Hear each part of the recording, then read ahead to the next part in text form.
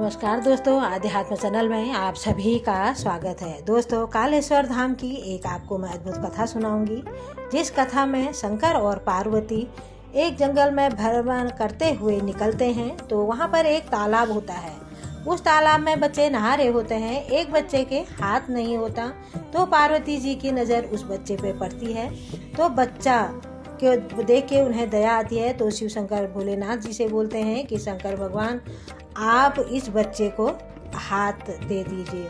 तो भगवान जी मना करते हैं तो पार्वती जिद करके उनसे अपनी शक्ति से उस बच्चे को हाथ दिला देती हैं। इसी के आगे ये कथा है। एक कथा है कि जब एक बार शंकर पार्वती भ्रमण करने निकले थे तो रास्ते में उन्होंने तालाब पर बच्चों को देखा और बच्चा उदास मुद्रा में बैठा हुआ था। पार्वती और शंकर जी से पूछा, यह बच्चा उदास क्यों बैठा है? तो शंकर जी कहा कि बच्चे को ध्यान से देखो। पार्वती जी ने देखा तो बच्चे के दोनों हाथ नहीं थे, जिस कारण वो तैर नहीं पा रहा था।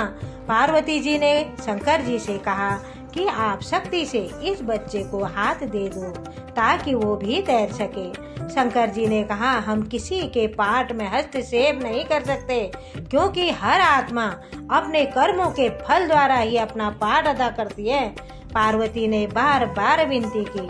आखिरकार शंकर जी ने उसे हाथ दे दिए।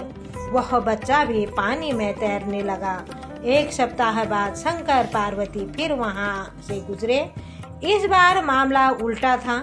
सिर्फ वही बच्चा तैर रहा था और बाकी सब बच्चे बाहर थे। तो पार्वती जी ने पूछा, यह क्या है? शंकर जी ने कहा कि ध्यान से देखो। देखा तो वह बच्चा दूसरे बच्चों को पानी में डुबो रहा था, इसीलिए सब बच्चे भाग रहे थे।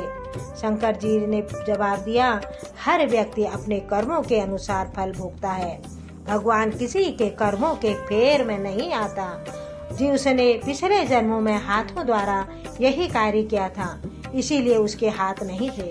हाथ देने से पुनः वह दूसरों की हानि करने लगा है। प्रकृति नियम के अनुसार चलती है। किसी के साथ कोई पश्चाताप नहीं करना चाहिए।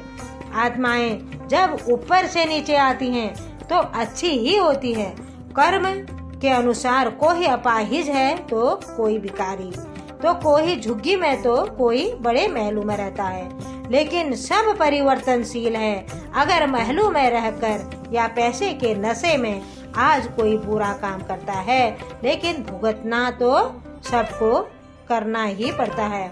उसका भुगतान हर किसी को करना पड़ता है। इसीलिए सबको अच्छे काम करने चाहिए, अच्छे कर्म करने चाहिए, जिससे सबका भला हो। सबकी भलाई करनी चाहिए, जितना भी हो सके सबकी मदद करनी चाहिए। बोलो कालेश्वर धाम की जय। धन्यवाद।